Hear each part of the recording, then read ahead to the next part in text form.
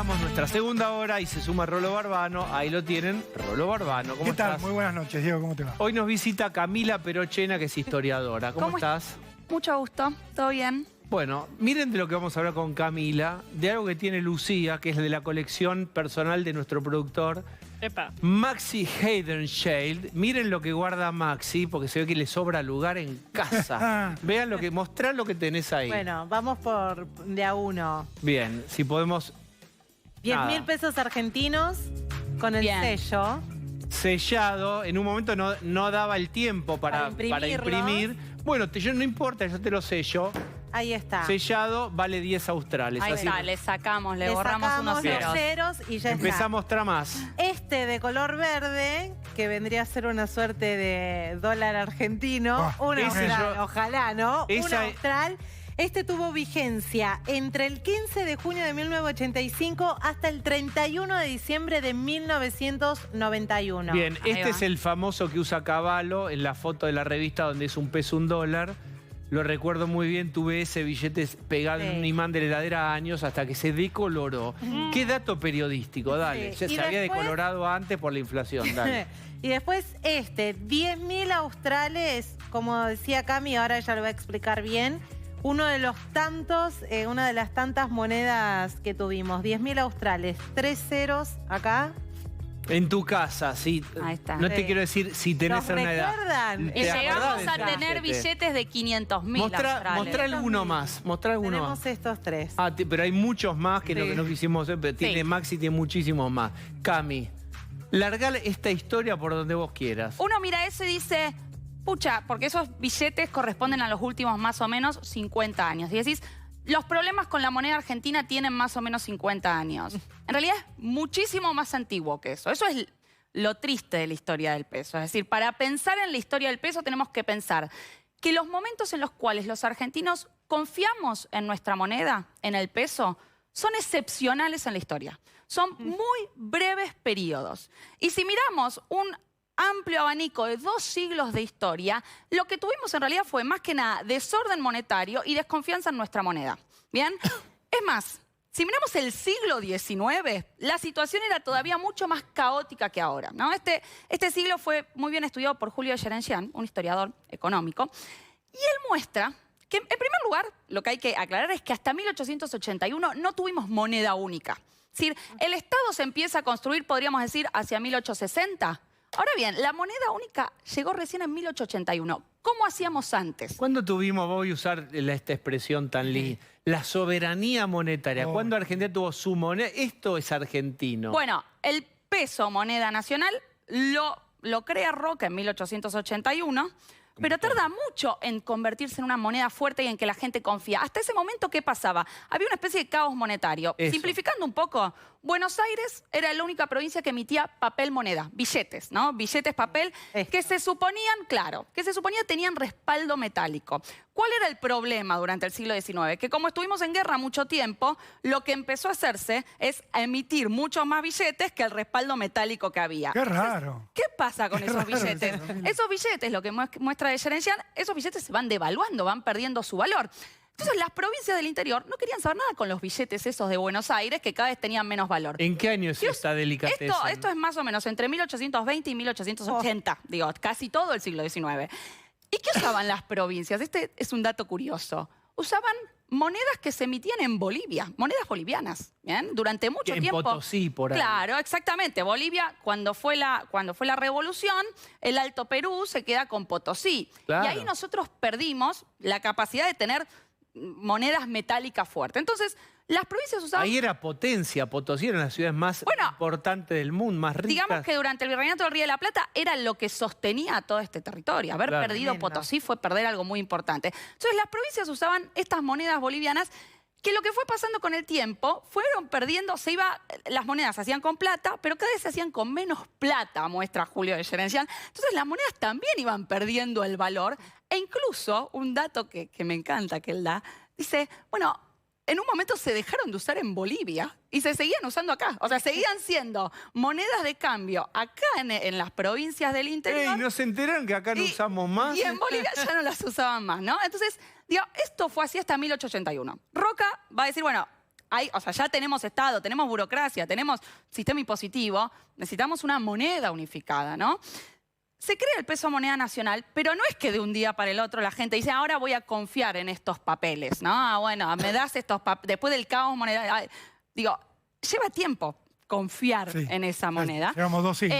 Y efectivamente, en ese contexto tardó más o menos 20 años, muestra Julio Yanellán, estabilizarse, ¿no? Que la gente empieza a creer en la moneda, más o menos hacia 1899. Y ahí podríamos decir, empieza uno de estos momentos de excepción, ¿no? Estos momentos... Pero lo triste que vos estás contando es que la excepción fue la confianza. Y la desconfianza fue la regla. Sí, uno podría contar los momentos de confianza y qué sé yo, habrán sido 40 años en 2 siglos de historia, una cosa así, ¿no? Digo, como para deprimirles la noche. Entonces, 1899 empezamos a confiar, pero porque pasan otras cosas. Digo, en ese momento la Argentina se inserta como país agroexportador en el mercado mundial, empieza a exportar cada vez más, crece económicamente, digo, es un contexto de auge económico que permite que se empiece a confiar en la moneda nacional. Y esto se va a sostener así, con algunos altibajos, hasta 1930. Altibajos, porque digo, en 1914 fue la Primera Guerra Mundial, hubo una crisis, dejaron entrar divisas, eso hizo que la moneda se tambalee, que hubiera momentos de desconfianza. No es que fue una cosa lineal hasta 1930. Ahora, 1930 fue el golpe. Claro. El golpe, no, el golpe de Estado, pero también un golpe para nuestra moneda. ¿En qué sentido? Bueno, 1930 fue una crisis mundial, cae el comercio exterior en el mundo. Eso implica que Argentina ya no puede exportar tanto como exportaba antes. De hecho, empezamos a exportar muy poco. Eso hace que lo que era el motor del crecimiento de la economía se rompa. Y que tengamos menos divisas, que tengamos menos entradas de divisas, mayor restricción externa. Y obviamente eso genera desconfianza. ¿Y el respaldo del dólar? ¿Cuándo empezó a ser el dólar algo No, eso va a venir importante? después. Ahí lo que teníamos todavía era patrón oro. Después, a partir de 1930, empieza a ser el dólar la moneda de divisas, pero todavía no estamos pensando en el dólar. Lo que vamos a tener a partir de 1930 son controles de cambio. Empieza, cepos diríamos, ¿no? Como empieza a haber diferentes tipos de cambio, diferentes controles de cambio, cepo. Pero esto hay que sumarle, y eso, obvio, va generando desconfianza. Vamos, el efectismo que te pide la televisión. El primer cepo, ¿cuándo pudo haber sido? Bueno, el primer control de cambio está con justo 1933, 32, hacia ahí lo tenemos, ¿no? En este contexto de restricción. Hay otros controles de cambio anteriores, ¿no? Pero en este contexto de restricción externa, post-crisis del 30, es ahí. Y a esto hay que sumarle algo más, porque, digo, la restricción externa es un problema, pero a esto hay que sumarle la inflación a partir de la década de 1940, que también va a ir erosionando la confianza que nosotros teníamos en la moneda. Bueno, digamos, la inflación alta del gobierno de Perón empieza la crisis hacia 1949. Vamos a tener inflación antes, pero la disparada de la inflación, el momento en el que Perón empieza a decir, esto está siendo un problema, esta inflación hay que frenarla, y de hecho después va a ser un ajuste, va a ser hacia 1949. Entonces ahí ya tenemos una serie de procesos que empiezan a erosionar la confianza que tenemos en la moneda. Y después, a partir de ese momento, hay un libro que es la historia del dólar, de Ariel Wilkes y Mariana Lucy, donde ellos dicen, a partir de 1955, y esto es un dato que a mí me encanta, empezamos a pensar en el dólar como moneda de referencia. Sacaron un libro, ¿verdad? Hace 3 años. Historia del dólar, o historia de una moneda, el dólar, historia de una moneda. Y dicen, a partir de 1955 empezamos a pensar que hay un valor real del peso y un valor ficcionado, ¿no? O un valor, por ejemplo, recién creo que, Pablo, vos preguntabas a la Cursa. Le decías, bueno, se dice que el dólar blue está a 4.75, pero se cree que es más, ¿no? O tenemos un dólar oficial a tal precio y un dólar blue que no sabemos. Bueno, eso es la idea de que hay un doble valor de la moneda. Bueno, lo que dicen Wilkes y Lucy, esto empieza a verse así hacia 1955. Empezamos ya los argentinos a decir, hay dos valores, o el peso tiene distintos valores. Ahora bien, todo va empeorando, ¿no? Un poquito. Lo que vamos a tener en esta segunda mitad del siglo XX son diferentes... Sí, un cachito, yo sé que te estamos justo, pero lo de Tato, si lo podemos poner más. Bueno, dale, un cachitito, no veamos todo, pero veamos, ya porque esto tiene 61 años, digamos. Tato lo retrata hace 61 años y tiene mucho que ver con lo que cuenta Camila. Vos podés seguir hablando hasta que me digan que está listo el Bien, perfecto. Yo te decía que... Está listo, perdóname. No hablo más. Cuando digo, por otra parte, Cuando digo, por otra parte, que estamos viviendo un gran momento de expansión monetaria, sé lo que estoy diciendo. Fíjense que nosotros, en lugar de pagar el dólar 30, 40, 50, 70, 80 o 90 mangos, lo estamos pagando a 135. Y si nos mojan la oreja, la vamos a pagar a 200 porque somos tipos ricos. Y todos compramos y todos juntamos, y el día que tengamos muchos dólares podremos pegar un golpe fantástico. Yo les voy a explicar. Resulta que el dólar es la moneda norteamericana. El día que tengamos todos los dólares del mundo, iremos a Estados Unidos con la guita de ellos y nos van a tener que entregar el país. Yo no me explico cómo los yanquis, que son tan vivos, no se dan cuenta del peligro que están corriendo con nosotros.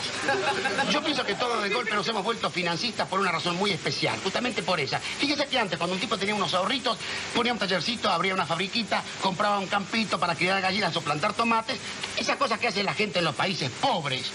En cambio, acá es distinto. Usted fíjese, usted va por la calle San Martín, donde está la casa de cambio, está todo el país parado frente a las pizarras.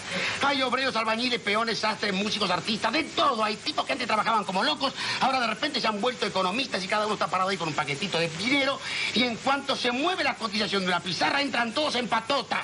Y uno dice, ¿qué pasa? ¿Ya tenemos corte? Entran todos en patota. Y uno dice, deme $3. Y el otro dice, deme $4. Y otro dice, deme $8. Y salen corriendo y van a otra casa de cambio. Y antes de que mueva la pizarra, se meten y los venden.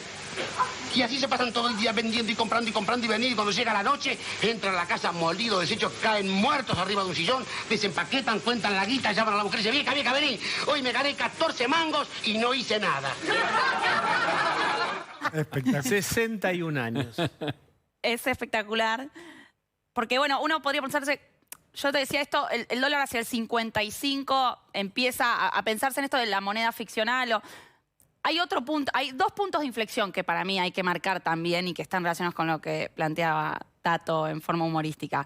Uno es el 59 con Frondizi, ¿no? Frondizi va a liberalizar el tipo de cambio en un contexto de plan de ajuste y de estabilización. Y ahí dicen Lucy Wilkins, es la primera vez que el dólar aparece en una tapa de diario, ¿no? Como la primera vez que es Año, noticia. repetí el año. 59. Tapa de diario. No me acuerdo del mes, ¿no? Pero digo, ese es un punto. Y después el otro punto de inflexión es el 75 con el Rodrigazo, ¿no? El Rodrigazo es un plan de ajuste ortodoxo de Celestino Rodrigo. Celestino Rodrigo era ministro de Economía de Isabel, del ala de López Rega. Va a ser una devaluación abrupta, creo que era el 130%, y hasta ese momento la gente ahorraba en pesos. Esa devaluación abrupta va también a generar una disparada de la inflación y va a hacer que a muchísima gente se le licúen sus ahorros. A mí en la escuela, porque nosotros Ya ahorrabas en la escuela, qué claro, bien. en la escuela te daban, yo soy el mayor de todos acá, que ustedes no habían nacido, pero te daban en la escuela todos los días, vos, la plata que tenías para comprarte un sándwich o lo que fuera, te comprabas una estampillita, que había una libretita, y pegabas la estampillita en la libretita, y al final del año se suponía que... Mi viejo me decía, El ahorro postal. esta plata... No, mira que hiciste eso en el 75, justo. Antes, yo entré en la escuela bueno. antes. Mi viejo me decía, con esta plata te vas a pagar los estudios ¿Y? universitarios. ¿Y ¿Pagaste? cuánto pagaste? Tenías la libretita de la caja de Claro, En ahorro. la caja de ahorro postal. nacional y la alcancía, que es, los chicos no saben, la alcancía era un lugar de plástico con cara de chanchito donde vos ponías Ay, monedas Osvaldo, que pero ¿cuántos con el años tiempo- tenés? Ya sé, No, la como la alcancía la usamos todos. La alcancía Bien. la tienen acá Sí. ahora. Bien, entonces, ¿qué pasa ahí en ese contexto cuando él estaba ahorrando sus pesos y un montón de gente también lo hacía? Bueno, de un día para el otro, esa gente perdió se vio devaluada sus ahorros. ¿Y eso qué hizo? ¿A qué llevó? Bueno, a que la gente empezara a ahorrar en dólares. Es decir, a partir de ese momento, el peso no va a funcionar más como moneda de ahorro, como reserva de valor. ¿Por qué? Bueno, porque se te pulverizaba. Entonces, ese es otro punto de inflexión, porque, y yo diría no, lo dicen los historiadores de la economía, que a partir de ahí entramos en una especie de camino de no retorno, de desorden monetario, de desconfianza en la moneda sistemática, excepto por un breve periodo en la convertibilidad, y de intentos de resolver eso con cambios de signo monetario. Todos esos billetes que O nos con traía... psicopatía, el abuelito amarrete, nos enteramos que fulano compró dólares de cadena nacional, ¿te acordás? No, no En me un momento, sí, Cristina, claro. En Cristina. un momento Dando se nombre y perseguía casi Ah, moral. bueno, sí. Había una persecución, digamos, ¿A quién? con valoración moral al que compraba dólares. ¿Te acordás? Alguno que Sí, compró, sí, sí, que sí. lo El mandaron a famoso vender los Aníbal dólares. Bonete. O Aníbal Bonete. Aníbal Bonete hubo que toda una tenía que época de, especificarse. digamos, de psicopateada. De juzgar, bueno, sí, me acuerdo que era como una cosa heroica ahorrar en pesos, Claro. especificar los ahorros. Excepto Florencia, ¿no? Que Y, tenía en la cajita. y esa cuestión. Pero bueno, digo, ahí lo que empezó es todo un proceso, a partir del 70, en realidad antes, en el Sí. 70 ya un proceso de cambiar, de buscar la solución en cambiar el signo monetario, en ir pasando del peso moneda nacional al peso argentino, del peso Bien. argentino al peso ley, del peso ley al austral, del austral al peso, digo, y de buscar resolver eso que no se termina resolviendo, ¿no? Es una desconfianza en la que seguimos. Bien, Camila, muchísimas gracias. Siempre es un gusto que vengas aquí Perdón al por programa. deprimirlos y No, gracias para por la nada. invitación. Es como, bueno, fue siempre así. Bueno, nos tocó acá. Todo Otros cíclico. países tuvieron guerras, también emitieron, pero lo resolvieron y no sé por qué nosotros no. Y nosotros Bueno. no. Gracias. No, por favor. Pero todo puede